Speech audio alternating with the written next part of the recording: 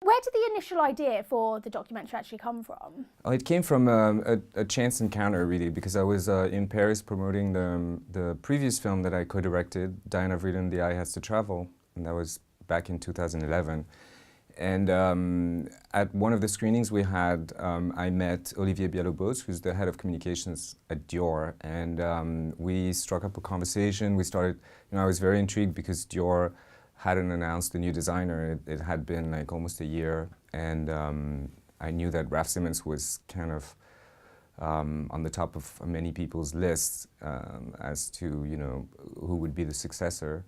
And so we started discussing that, and then we had, we exchanged contact information. We had several launches where we discussed what we could do, and I think I was very enthusiastic at the idea of being able to document the arrival of such, a forward-looking designer at a house where everything is about tradition. It's a house that has a very strong legacy. And I saw the premise for a good story. These two entities were very different, and they were going to have to interact in order to produce something new. And I thought that was the premise of a good film. Absolutely. And in the documentary, you see that Raf's actually he's kind of shy when it comes to media and things like that. And there's moments where he's quite nervous, about talking about the on-camera interviews he might have to do and stuff. So how was it did you have to kind of convince him to be happy to feature in the documentary, or was it quite a easy sell? It was not easy to convince him at all.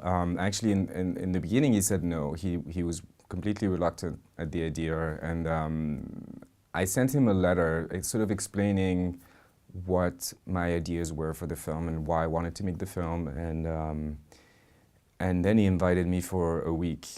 The first week that he was going to be at Dior. So I jumped on the plane. I had to put together a crew very, very quickly, and there I am, with my camera, filming him stepping into the house for the first time and meeting the seamstresses. So it's interesting because the first time I meet him, I'm actually behind the camera. We don't even meet before that. So everything was happening very, very quickly. And then during that week, we talked and we exchanged, and he told me about his reservations about being on camera, for such a long time at such a high pressure time in his career.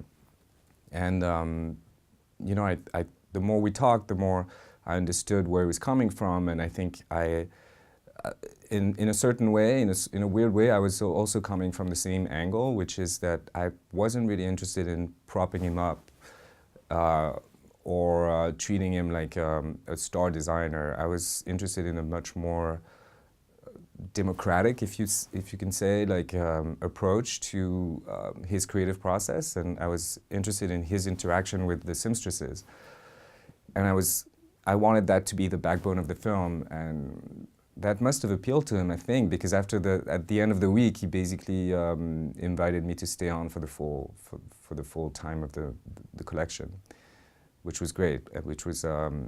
And then once he opened the door, he actually opened the door pretty wide, and he gave me a lot of access, which was kind of incredible as a filmmaker.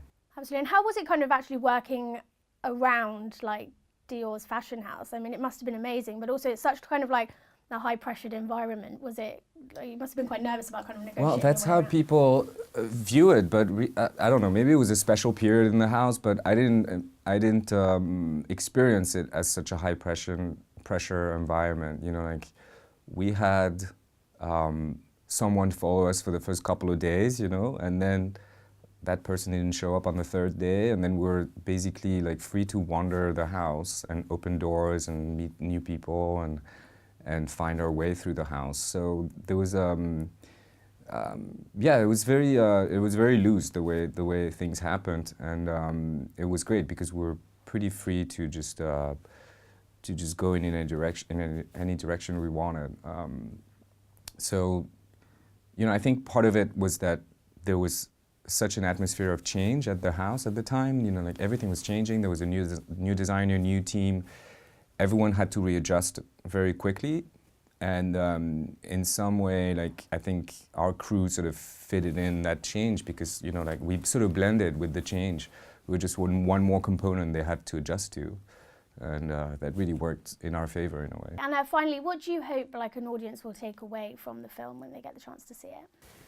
I really hope the audience gets to see the other side of fashion, which which doesn't really get acknowledged very often, which is that the work is a team effort. You know, it's not just one-man show like a lot of the reviews or a lot of the coverage that gets put everywhere. It seems to suggest, you know, it's not just one designer. There's a whole team behind it, and those people work very hard and work in the shadows of the designer, but yet they put a lot of themselves into it. It's a very personal, emotional sort of journey for them to create a collection, and I think I was interested in showing that.